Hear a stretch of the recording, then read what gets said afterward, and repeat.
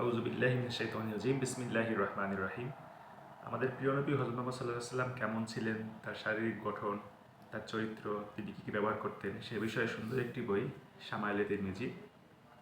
বইটি লিখেছেন ইমাম তিরমিজি রাহিমাহুল্লাহ এবং ব্যাখ্যা করেছেন শাইখ সালিহ আল মুনাজ্জিদ, শাইখ ইবনু আব্দুল মুহসিন আল বদর এবং বইটি প্রকাশ করেছে সমকালীন প্রকাশন। বিশ্ববিখ্যাত একটি বই। বইয়ের ভিতরে যদি সূচিপত্র আমরা দেখি তাহলে বুঝতে পারবো যে বইটি কত সুন্দর।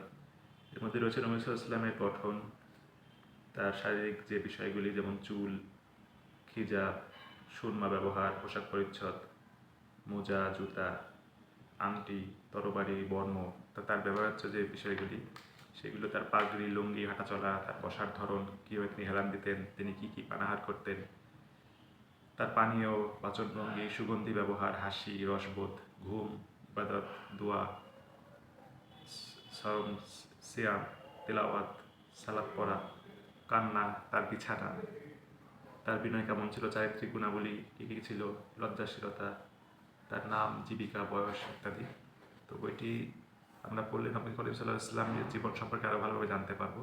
তো বইটি এখন প্রকাশ করেছে সমকালীন প্রকাশন এবং এই বইটির দ্বারা সুন্দর কভার, মলাট, পৃষ্ঠাচর্চা দিয়ে বেশ সুন্দর করে উপস্থাপন করেছে আমাদের প্রিয় নবী হযরত মুহাম্মদ সাল্লাল্লাহু আলাইহি ওয়াসাল্লামকে জানার জন্য কোন সুন্দর একটি মাধ্যম। আমরা বইটি সংগ্রহ করতে পারি এবং নবী করিম সাল্লাল্লাহু আলাইহি ওয়াসাল্লামকে আরও বেশি ভালোবাসতে, তার বিষয়গুলো আরও জানতে এই বইটি ইনশাআল্লাহ আরও বেশি কার্যকর হবে।